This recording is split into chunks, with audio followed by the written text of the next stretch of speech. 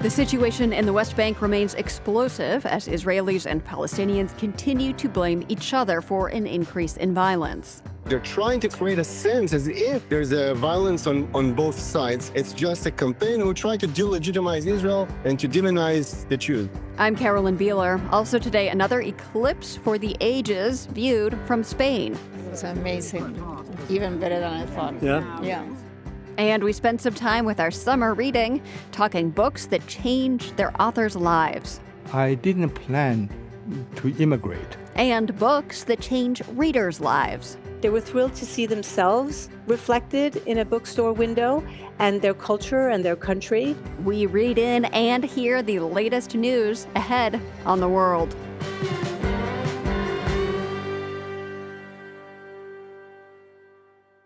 This is The World. I'm Carolyn Beeler. Thank you for tuning in. We start the program today with news from the West Bank, where the situation is becoming more and more ugly. At least 68 Palestinians and 13 Israelis have been killed in the West Bank this year.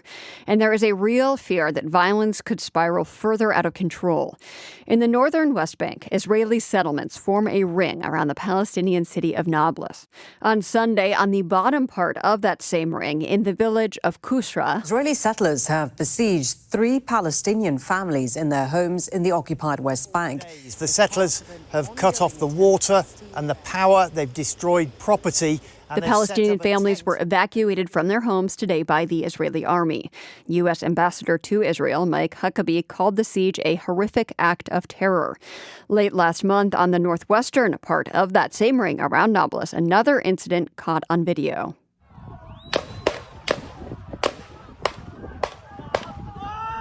During a confrontation on land owned by Palestinians, a local man grabbed a gun that was being pointed at him by an Israeli security guard and started shooting. 2 Jews and 4 Palestinians were killed. The Jews who died were security guards from an Israeli settlement called Gilad's Farm. Reporter Stephanie Fried spoke with residents there about the days leading up to that incident and the incident itself. That was my house. 51-year-old Yehuda Shimon tells me, as we wade through charred debris and twisted metal.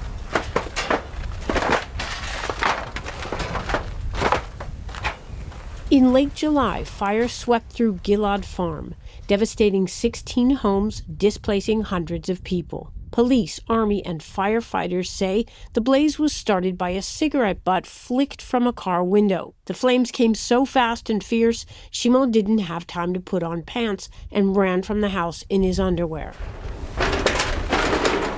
1,000 yards away, in various directions, there are 4 Palestinian villages. Shimon lost a previous home to fire 12 years ago. This is his take. There's never been a fire here that wasn't set by Arabs. Shimon says Israel's official bodies avoid claiming arson to prevent revenge attacks. But that doesn't work. In the days following the blaze, West Bank settlers raided and torched mosques, homes, and cars in neighboring Palestinian villages. A week later, a violent clash between Palestinians and Jews who were hiking near Tel Village ended in multiple deaths. According to an Israeli military report, the hike was unauthorized and lacked mandatory security approval. 6 people were killed that day. 2 were Shimon's Gilad Farm neighbors. 4 were Palestinian members of the same family. Shimon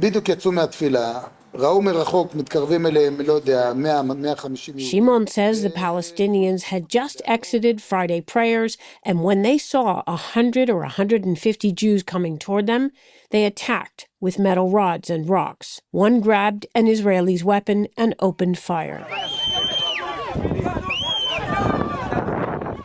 Local Palestinians report the Jews weren't hiking. They were Gilad Farm residents out for revenge.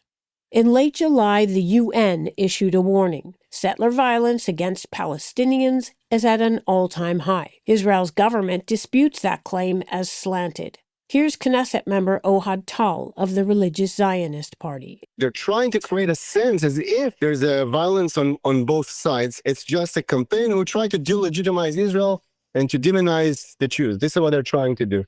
Gilad Farm's Yehuda Shimon goes a step further, saying sanctioned killing is inherent to Islam. Islam is a religion that sanctifies murder. It's the religion of Muhammad and the sword, Shimon says, referencing sometimes disputed Quran passages calling for murder and enslavement of infidels.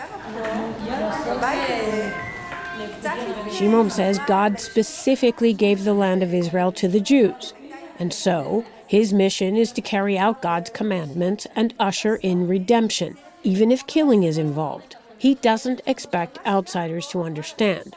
It's too complex. As long as you don't try to kill me, rape me, or rob me, all is good. We can be friends. But the minute you try, I have to kill you. I'm sorry. God said that, Shimon explains, citing passages from the Hebrew Bible's book of Deuteronomy. I ask Shimon how that command to violence differs from violence he attributes to Islam. It doesn't, he says. The difference, he says, is that Islam has had a centuries-long tenet, convert or die. Judaism never has. Ironically, Shimon cites peace as the ultimate goal, saying he prays for it 3 times a day.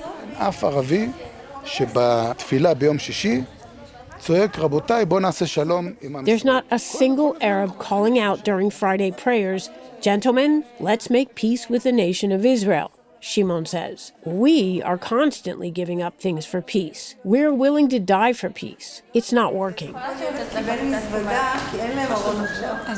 While his house is being rebuilt, Shimon, his wife, and 10 children are staying at a neighbor's place. A steady stream of visitors comes and goes, including his daughter's friends, all in their 20s.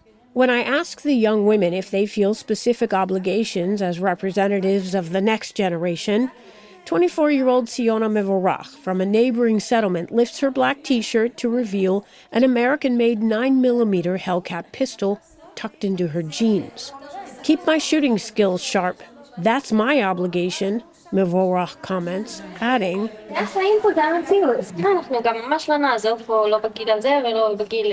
"That's life here. This is our reality. We're not leaving here, at this age or any age." For The World, I'm Stephanie Fried, Gilad Farm, the West Bank.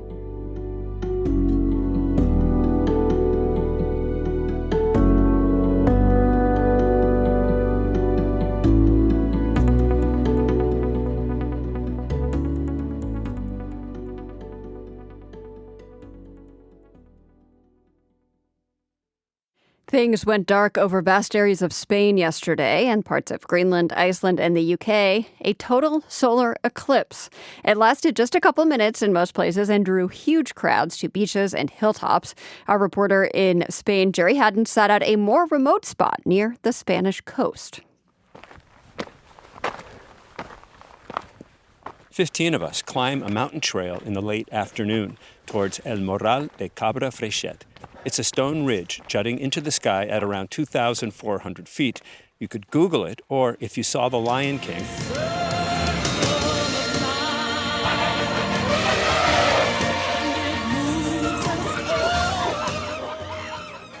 it looks a lot like the ridge where the old monkey lifts the newborn Simba to show the other animals. But up here, we are the only animals, excited animals, having a picnic.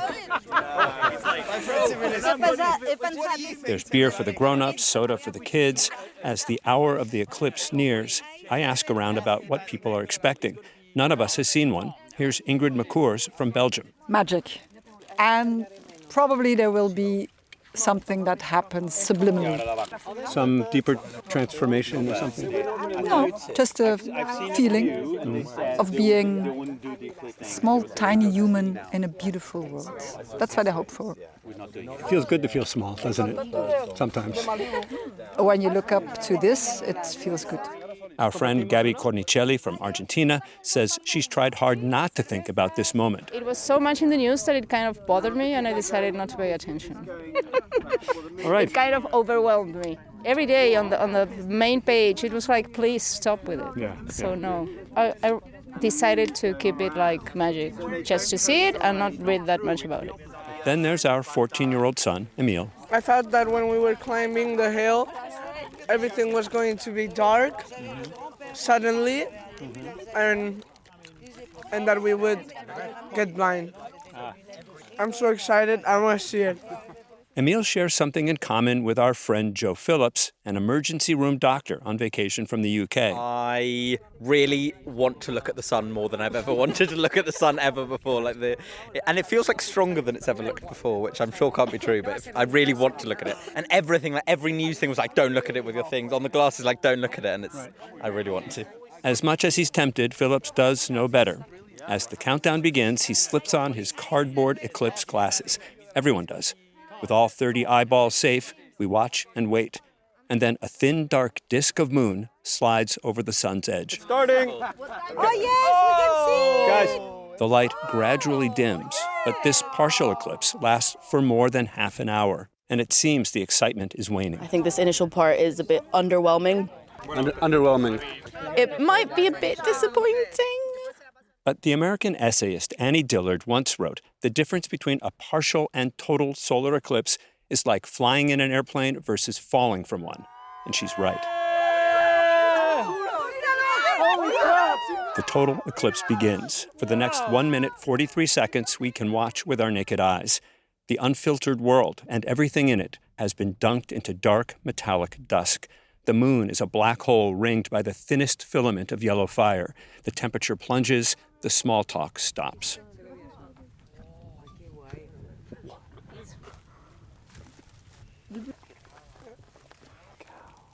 And then the moon moves on. Glasses on, everybody. Gafas. The light and life slowly return to normal. What we've just witnessed is deeply personal and unique to each of us, but we have all been awed. It was amazing, even better than I thought. Yeah? Yeah, you could see like perfectly. It was like absolutely memorable. That's Gabby. Ingrid struggles to find words. It was something else. It was the smallness and the deepness. The smallness and the deepness. That's it. Yeah. And beauty. The light and the dark. The light and the dark. The dark is a good reminder because the conventional everyday dark is nearly upon us. So we head down the mountain. On the way, I think of Dillard again. She described a total eclipse as a crater from a distant cataclysm, the momentary darkness from a world that is not the one we know. But it's one we'll never forget. For The World, I'm Jerry Haddon, El Perello, Spain.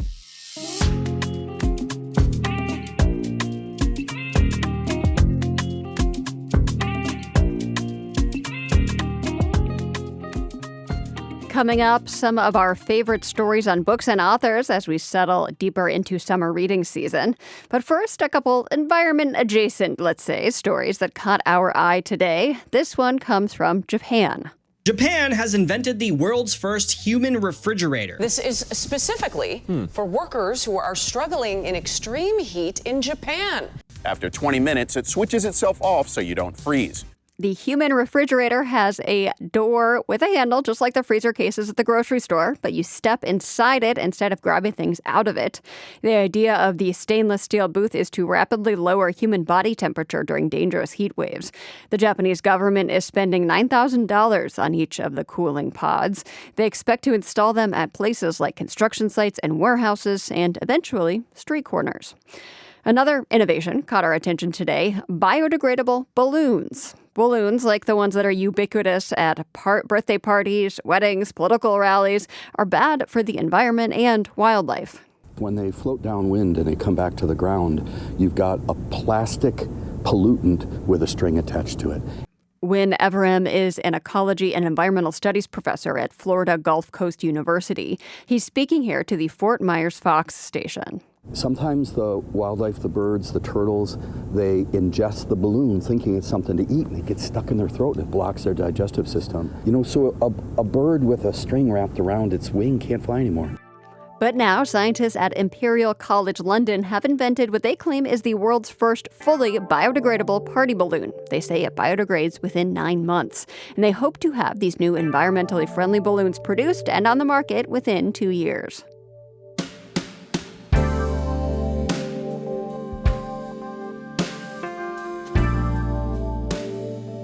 You're with The World.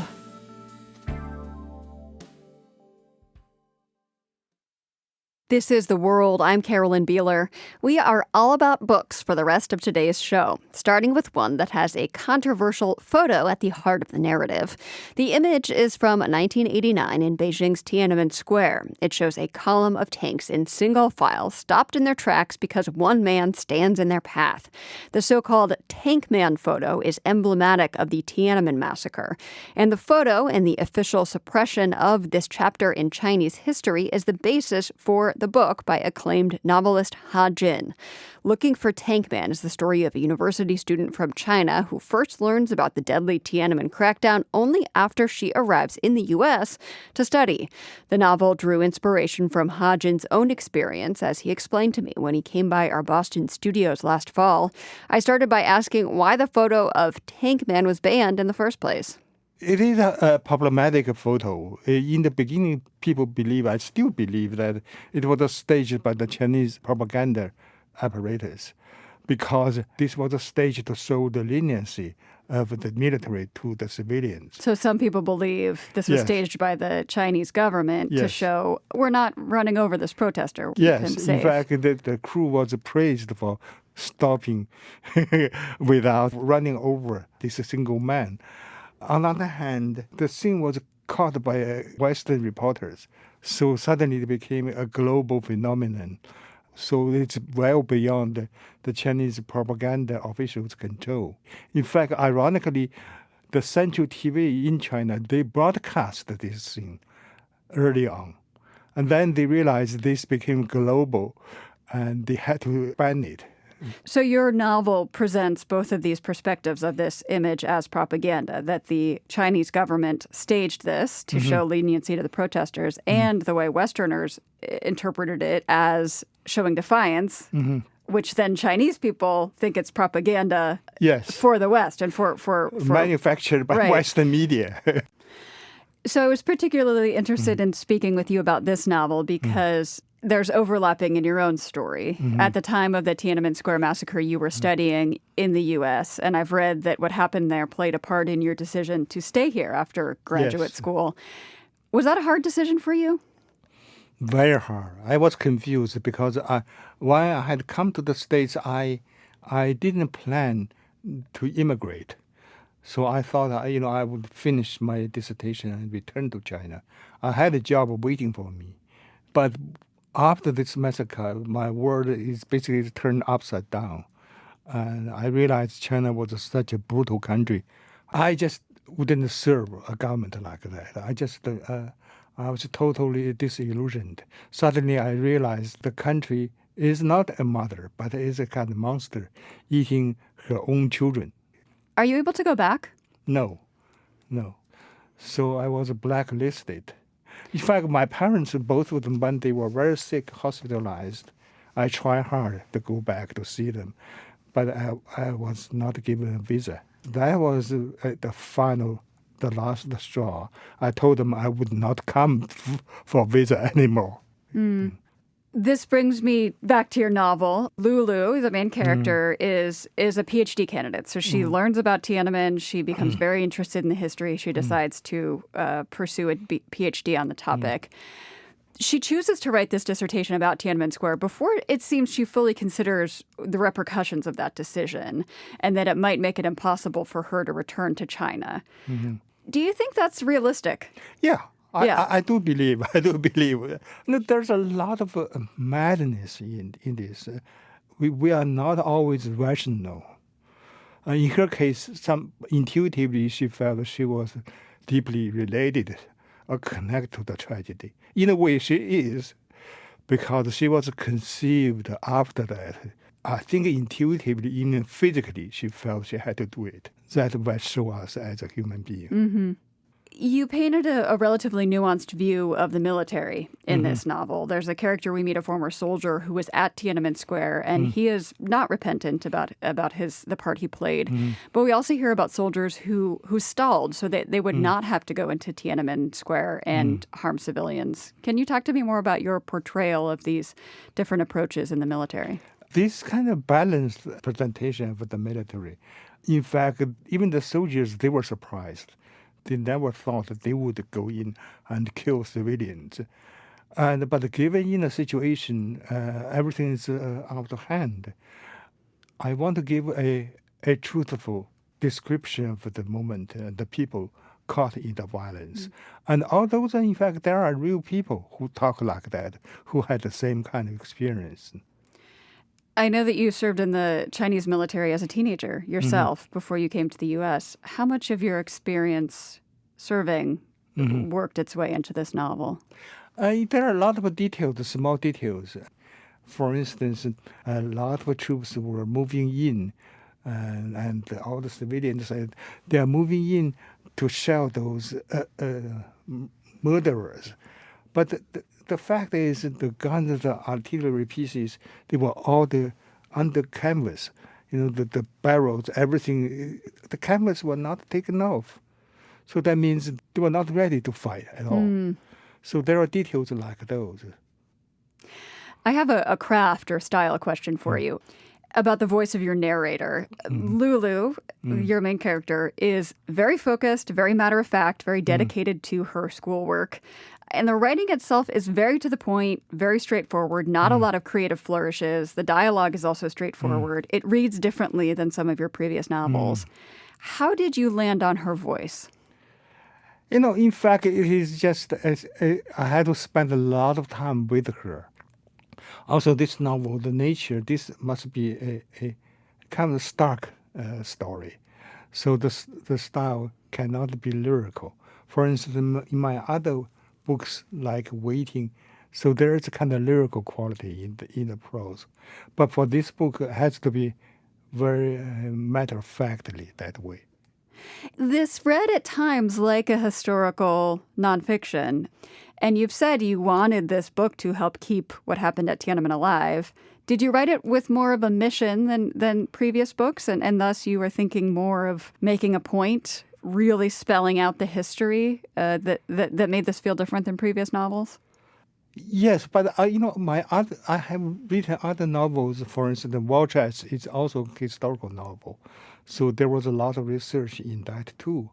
And there's a different kind of beauty in the craft of fiction. If it is really very, very truthful, based upon reality, so there's a lot of strength in it. So for me, the strength is more important than beauty. Ha-Jin, thank you so much for talking with us today. Oh, thank you. It's a great pleasure. Thank you. Novelist Ha-Jin is a professor at Boston University and has won the National Book Award, among other literary honors.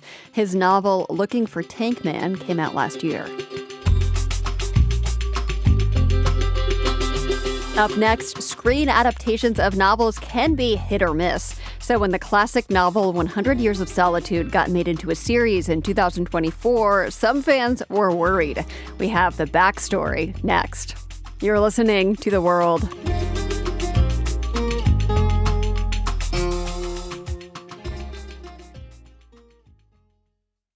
This is The World. I'm Carolyn Beeler. The movie is never as good as the book. Many readers will make that argument, perhaps me among them.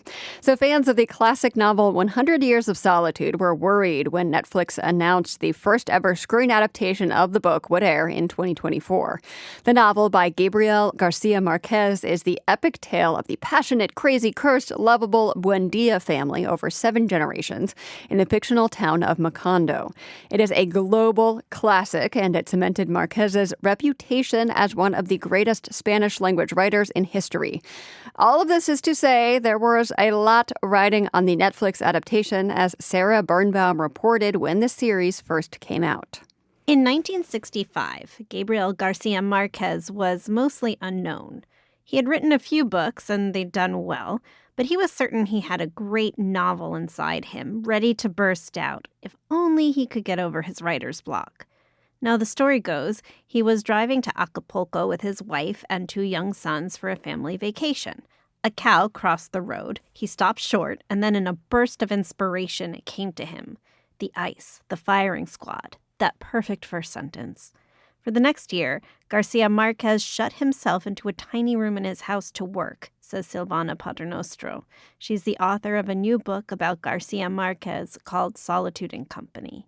He had a little cell, was referred to as the cave. And he would actually work wearing construction overalls.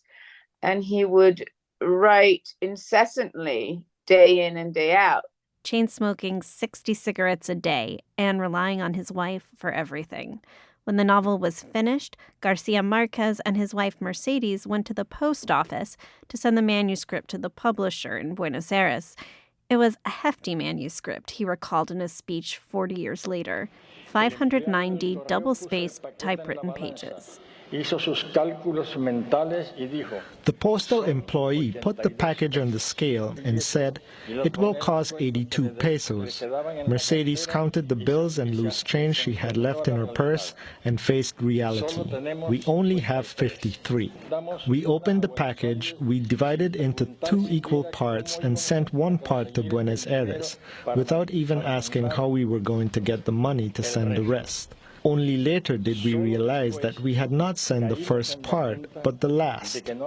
His publisher sent the rest of the money. It's a good story, and it may or may not be true. Gabriel Garcia Marquez liked to make stuff up. But what is irrefutable is that 100 Years of Solitude became a global sensation. Garcia Marquez won the Nobel Prize in Literature in 1982. The novel has sold 50 million copies worldwide in 46 languages. There were many, many offers from Hollywood producers over the years to turn the novel into a film. Apparently, Anthony Quinn was desperate to play Colonel Aureliano Buendia. But Garcia Marquez always shot them down. He was adamant his masterpiece not get made into a movie. But as I said, he said a lot of things, and they were often contradictory. Truth is, Garcia Marquez loved film, says Miguel Felquez Certain, a Colombian poet and novelist who has translated some of Garcia Marquez's work. When he was young, above all, he wanted to be a screenwriter.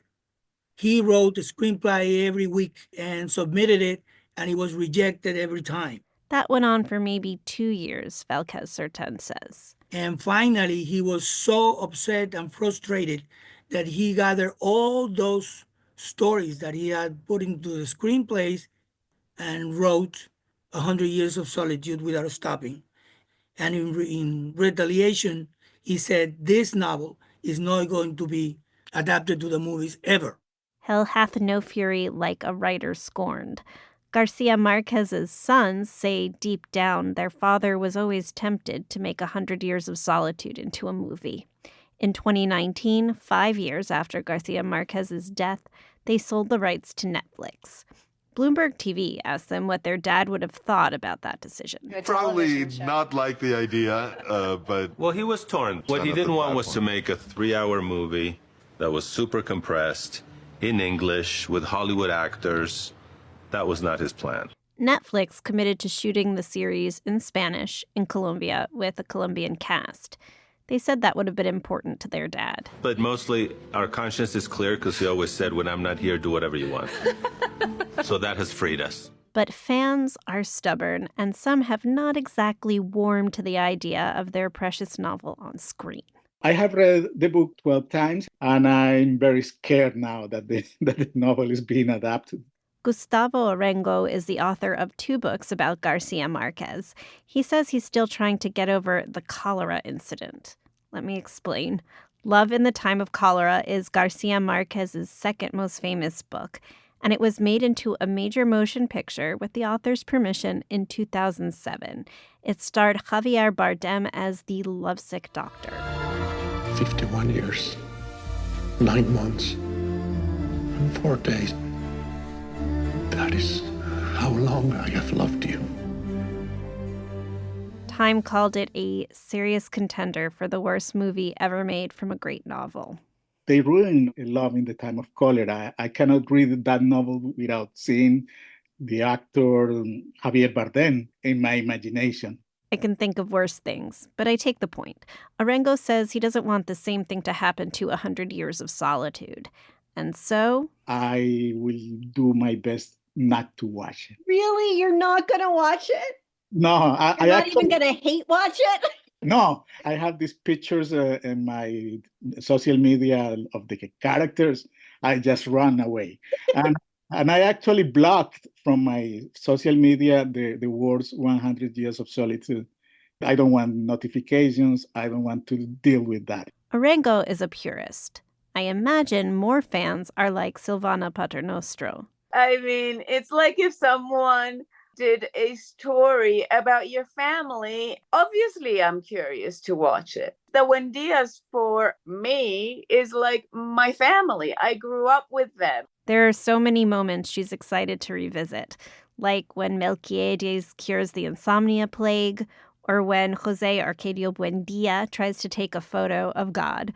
And of course, when little Aureliano Buendia goes with his father to discover ice for the first time. For The World, I'm Sarah Birnbaum. The series, it turns out, is doing well. It's now in its second season and has an 87% rating on Rotten Tomatoes.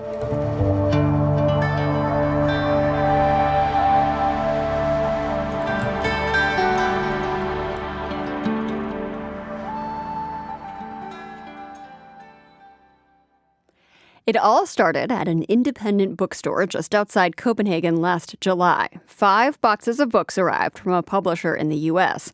The books, though, were supposed to end up in Kenya, but instead they arrived at a bookstore in the Danish capital, and something delightful ensued.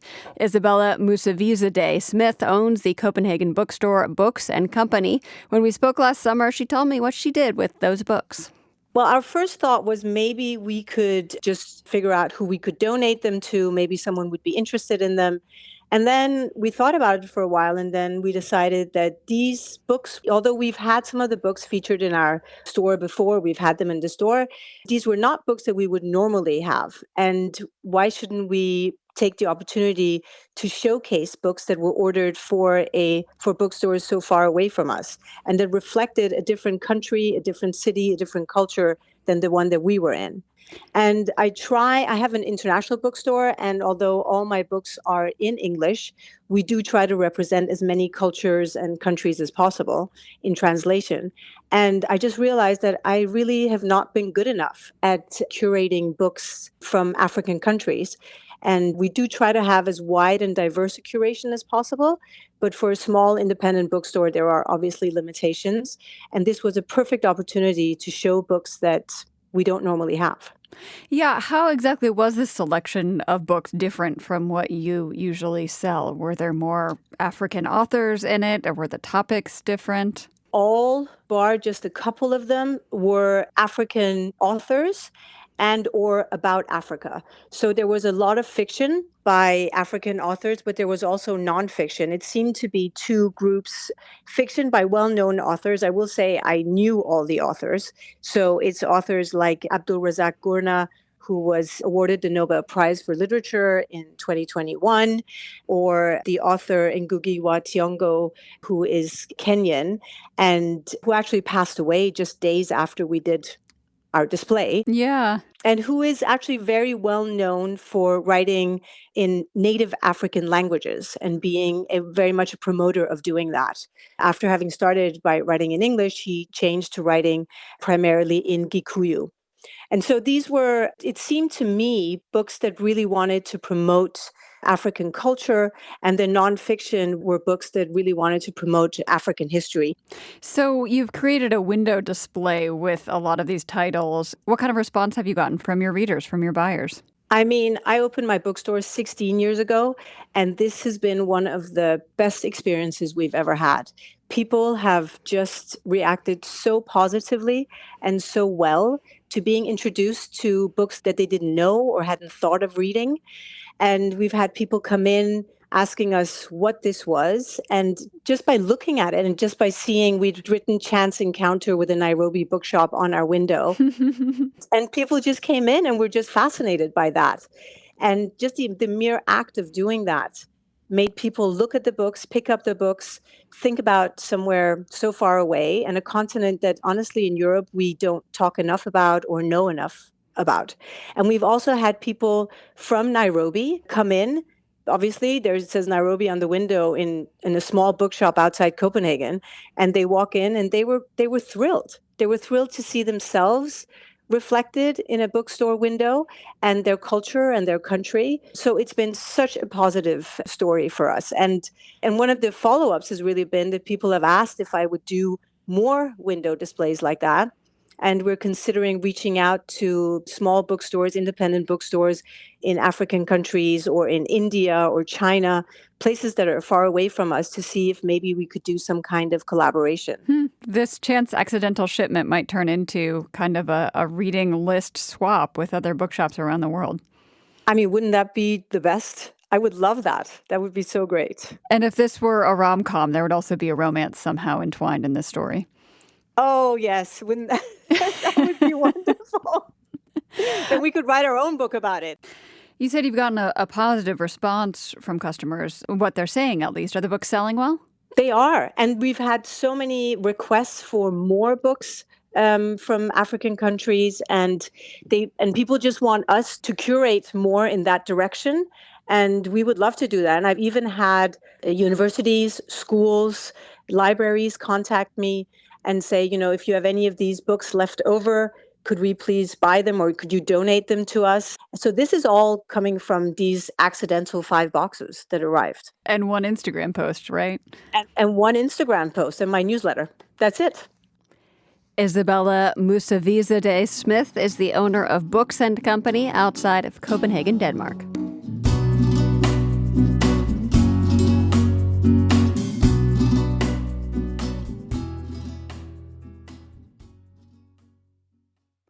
We have been focused for the past few stories on reading books, but what about writing them? That is the kind of project that can lead to serious procrastination. In Tokyo, there's a cafe that offers writers a hand with that. A few years back, reporter Tasanka Sirapalu went there to find out for herself if it could indeed help her stay focused. At this cafe, there are no excuses for missing a deadline. This self-declared anti-procrastination cafe only accepts customers who are struggling to write. The cafe is located on a busy intersection, but there's no barista, tea or food. There's snacks, or the manager says you can just head to the convenience store across the street. Takuya Kawai launched the cafe in April. He's developed an unusual hourly monitoring system for customers and promises not to let them leave without completing their goal. According to Mr. Kawai, there is no such thing as the perfect writer. I think no writer can always 100% make a deadline, he says. People are always looking for ways to extend them.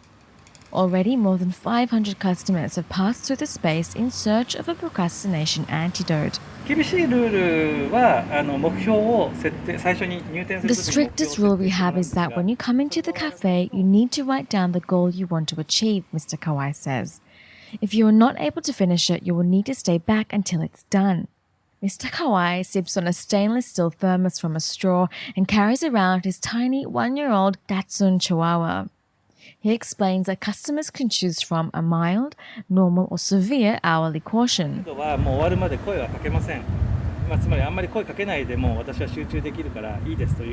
mild caution is for people who can concentrate and don't need any check-ins. Normal is an hourly check-in where I stand behind them and ask them for progress, he says. Severe is where I stand behind them and peek at their computers. I don't look intricately at what they're writing, but people are so engrossed in their work or they have their headphones in that they don't even notice me. When you read the rules on the website, they seem really rigid, but Mr. Kawai's anti-procrastination strategy is actually far more nurturing.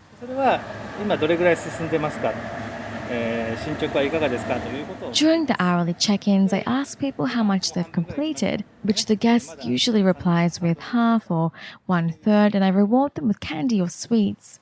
Many customers here come to get away from the distractions of their home, their kids, their pets, or the refrigerator. Now, I had to come try the anti-procrastination cafe myself, and I have to say that I found the environment a little bit distracting. The abrasive sound of express trains, constant traffic, and a tiny chihuahua running in between my legs puts me on edge. I chose the severe caution option to write the script to this story. At one point, Mr. Kawai holds a sign asking me how my progress is. Another time, he appears at my screen from behind, which adds to the anxiety.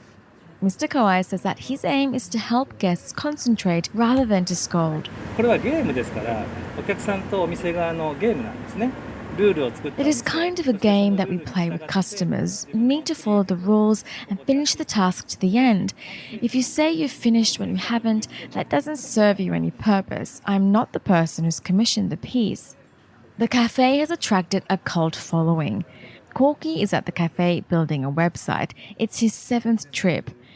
He tells me it's not only that he can concentrate better, it's the way Mr. Kawai manages everyone's progress. みたいにすごい厳しく言うっていうわけじゃなくて、強制的に It is not like at high school where teachers are strict and tell you what to do, he says.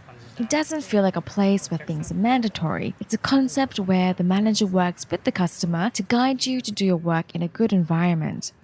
Maju is also a regular who's working on a novel in her spare time. 値段もそこまで高くないし、とても利用しやすいので、進捗状況 The price is quite reasonable. It's so easy to use, she says.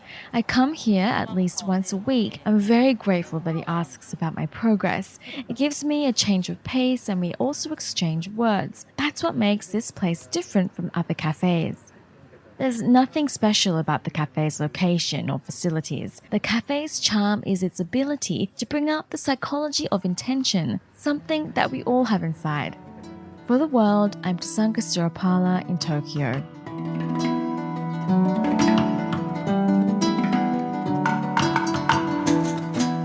Just ahead, a book that will change the way you look at one simple tool, rope. Stay with us. You're listening to The World.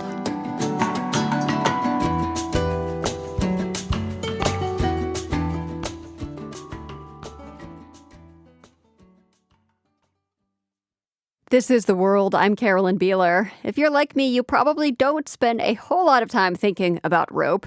We've been making it and using it for thousands of years, and whether you're sailing across the ocean or just tying your shoes, you can't get far without some form of it.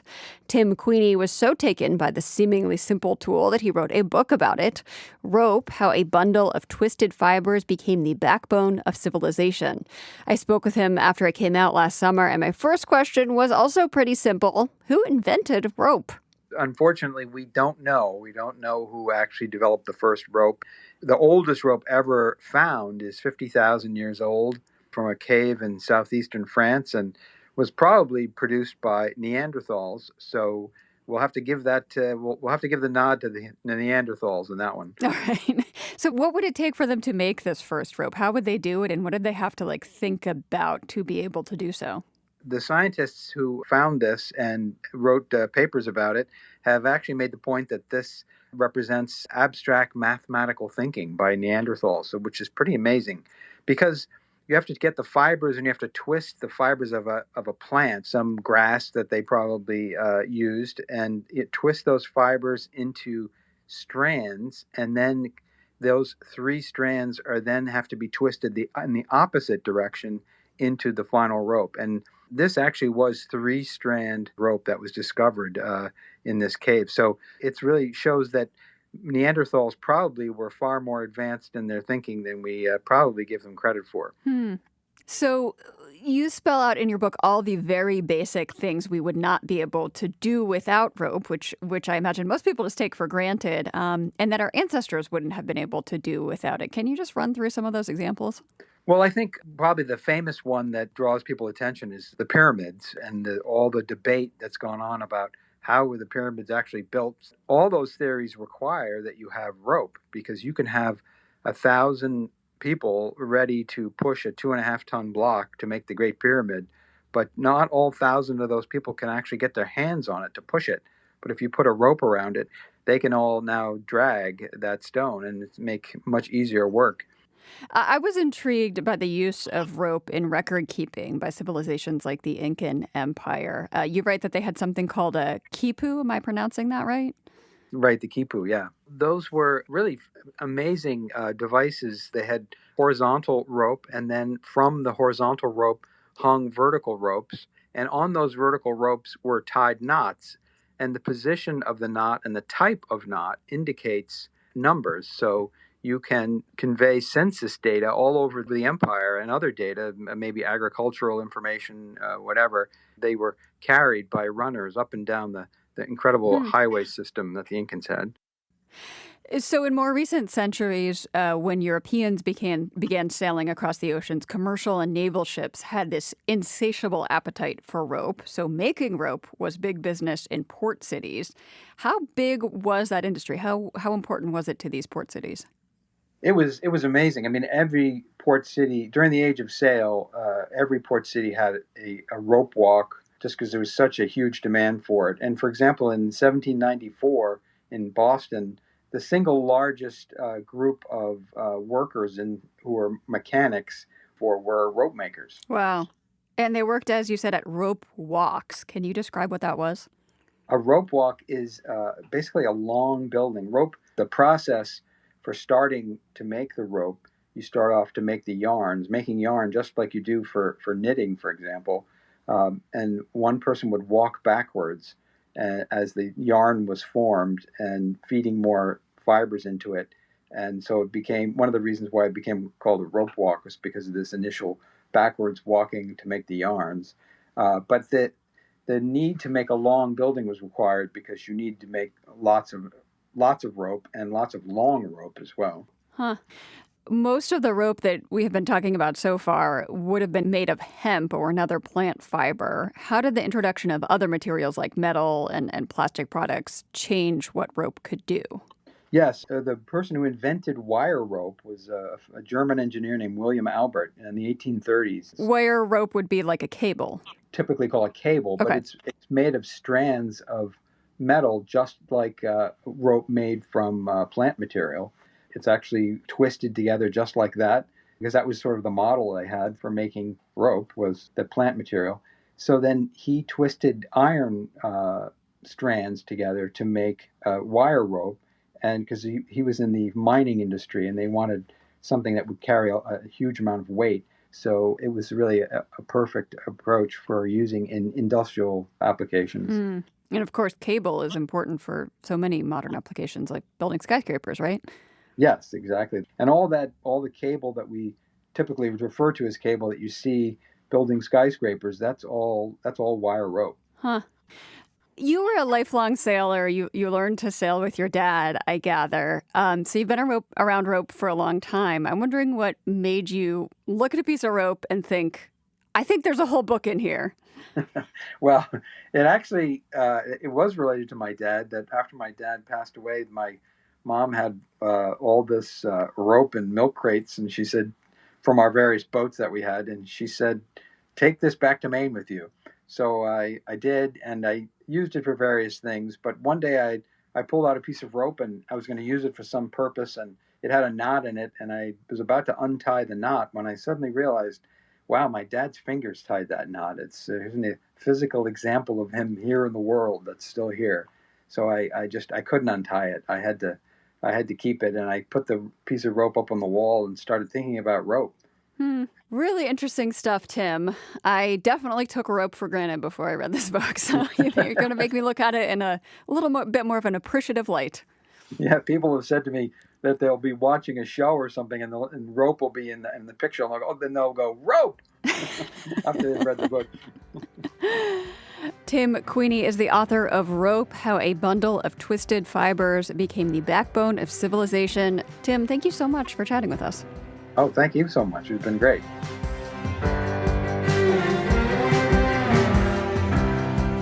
I hope some of these book-themed stories have inspired you to pick up that book on your nightstand instead of doom scrolling tonight. We will leave our show there for today. The World is produced by GBH and PRX, broadcasting weekdays from the Nan and Bill Harris studio in Boston. Find us online anytime at theworld.org and check out more of our reporting on YouTube. We are at The World News GBH. I'm Carolyn Beeler. Have a great evening and come back again tomorrow.